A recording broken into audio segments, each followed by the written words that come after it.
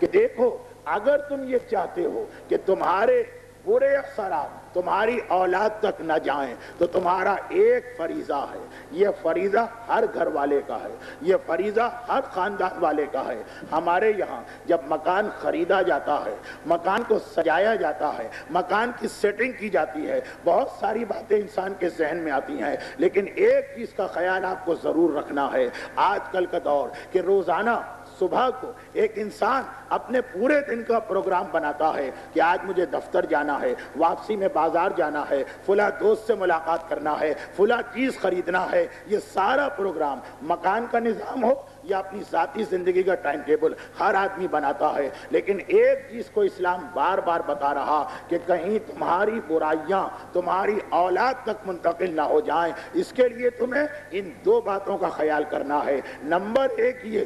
کہ جو بھی برائیاں تمہارے اندر ہیں جنہیں یقیناً تم ختم کرنے کی کوشش کر رہے ہو، لیکن اپنے گھر کے ماحول کو، چاہے وہ فلیٹ ہو، چاہے وہ چھوٹا سا مکان ہو، چاہے وہ بنگلہ ہو، اپنے گھر کے ماحول میں کوئی ایسی چیز رہنے نہ دینا جو کبھی تمہیں برائی پہ لے جائے، اور جتنی بھی ایسی چیزیں جو خود بخود تمہیں نیکی کے راستے پہ لا سکتی ہیں انہیں اپنے گھر میں رکھنا، چاہے ابھی تمہیں اس کی ضرورت نہ بھی ہو۔ میرا جملہ ابھی آپ کی سمجھ میں نہیں آیا لیکن سن لیجیے کہ کوئی ایسی چیز نہ رکھنا، چاہے تم اس برائی کی چیز کو استعمال نہ کرو مگر پھر بھی اسے گھر سے نکال دو کہ جو شاید کبھی غیر ارادی طور پر تم سے گناہ کروا دے، اور نیکی کی ہر وہ چیز گھر میں رکھو، چاہے ابھی تمہارے پاس اس کا ٹائم نہ ہو لیکن پھر بھی گھر میں رکھو، کبھی وہ کام آ سکتی ہے۔ جیسے آپ نے دیکھا ہوگا کہ ہمارے گھر، ایسے گھر جہاں لوگوں کو قرآن پڑھنا بھی نہیں آتا، لیکن ہمارے بزرگوں نے ایک چیز یہ منتقل کی کہ گھر میں قرآن ضرور ہونا چاہیے، چاہے خود وہ شخص قرآن نہیں پڑھ سکتا ہے لیکن قرآن ضرور ہونا چاہیے۔ اس کا ایک فائدہ، یقیناً خالی قرآن بھی ایک برکت والی چیز ہے لیکن اس کا ایک فائدہ، اور ابھی میں تفصیل میں جاتا ہوں۔ ایسے گھرانے جنہوں نے گانا سننا بند کر دیا، لیکن اس کا مطلب یہ نہیں کہ ان کے گھر میں گانے کے کیسٹ رہیں، وہ کہیں ٹھیک ہے کونے میں پڑے ہیں، ہمارا کیا نقصان ہے، ہم کون سا حرام کر رہے ہیں، ایک چیز آ گئی تو آ گئی۔ نہیں، حرام چیز چاہے استعمال نہ بھی کرو لیکن اس کو گھر سے نکال دو، اس کے بعد کے نقصانات ہو سکتے ہیں، روایت ابھی آپ کے سامنے آ رہی ہے۔ اسی طرح سے بہت سے لوگ، ان کے پاس پڑھنے کا وقت نہیں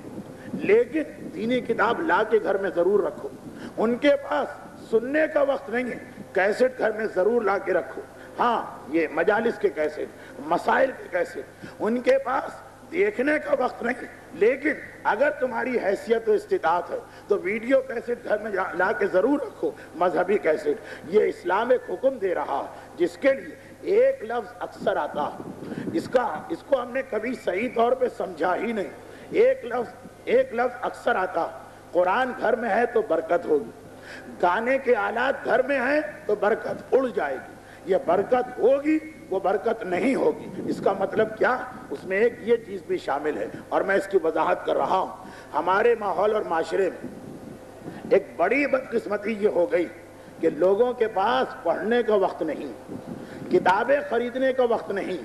یاد رکھیے کتاب کی اہمیت، یہ دو چیزیں ہیں، لیکن الحمدللہ کیسٹ تو کسی نہ کسی صورت میں ہمارے گھروں میں آ رہے ہیں۔ کتاب کی جانب اب تک لوگ متوجہ نہیں، میری سمجھ میں نہیں آتا۔ آج سے 20 سال پہلے جب دین کا اتنا زور نہیں تھا پھر بھی لوگ کچھ کتابیں خرید کے گھر میں رکھ لیتے تھے، اب یہ شوق بالکل ختم ہو گیا۔ اور تعجب اس وقت ہوتا کہ آج کل تو ایسی کتابیں چھپ رہی ہیں کہ واقعاً انسان اگر ان کتاب کے لکھنے والوں کے سامنے سجدے میں بھی جھک جائے، شریعت منع نہ کر رہے تو دوسری بات ہے، سجدے میں بھی جھک جائے تو تعجب نہیں ہونا چاہیے۔ ہمارے علماء نے یہ کتابیں کس طرح ہمیں پہنچائی، کبھی آپ تاریخ علماء کو پڑھیے، ساری زندگی جیل میں رہے، ساری زندگی قید خانوں میں رہے، مگر اپنے علم کو کسی نہ کسی طرح امام کے ماننے والوں تک منتقل کیا ہے۔ اچھا، جیل سن کے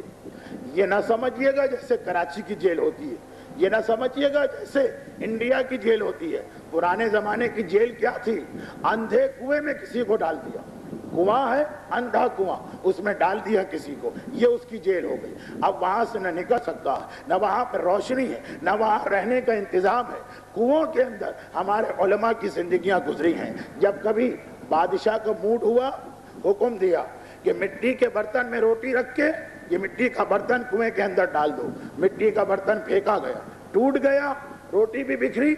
اور ٹھیکرے بھی بکھرے، لیکن ہمارے علماء نے روٹی تو اس لیے استعمال کی کہ خودکشی اسلام میں حرام ہے، اور پھر یہ مٹی کے ٹھیکرے، یہ جو برتن ٹوٹا اسے اٹھایا، کسی نہ کسی طرح اس کے اوپر ایک ایک ٹکڑے کے اوپر ایک ایک ورق کتاب کا لکھا، آدھی رات کو کنویں سے اس کو اچھال دیا۔ جاننے والوں کو معلوم ہے، امام کے ماننے والوں کو پتا ہے، وہ رات کے وقت اکثر یہاں سے گزرا کرتے ہیں، کسی کو مٹی کا ایک ٹھیکرا ملا، کسی کو ٹوٹے ہوئے برتن کا دوسرا ٹکڑا ملا، یہ اپنے اپنے گھروں میں لے کے گئے، باقاعدہ کنکر جمع کر کے کتابیں مرتب کی گئیں اور ہم تک یہ کتابیں آئیں۔ اتنی محنت کے ساتھ، اتنی زحمت کے ساتھ، اتنی پریشانیاں اٹھا کر علماء کرام نے یہ کتابیں ہم تک پہنچائی ہیں۔ اندھے کنویں سے مٹی کے کنکروں پر ورق لکھ کے ماننے والوں کی مدد سے ان کو پہنچایا جا رہا، اور یہ کتابیں الحمدللہ اب تو اردو میں ترجمہ بھی ہو رہی ہیں، انگریزی میں ترجمہ بھی ہو رہی ہیں، لیکن آپ دیکھیں ہماری قوم اب تک اس سے غافل ہے۔ یہ کوئی اہمیت تو ہوگی جو اتنی زحمت ان علماء کرام نے اٹھائی۔ اگر آپ کے گھر میں ایک کتاب آ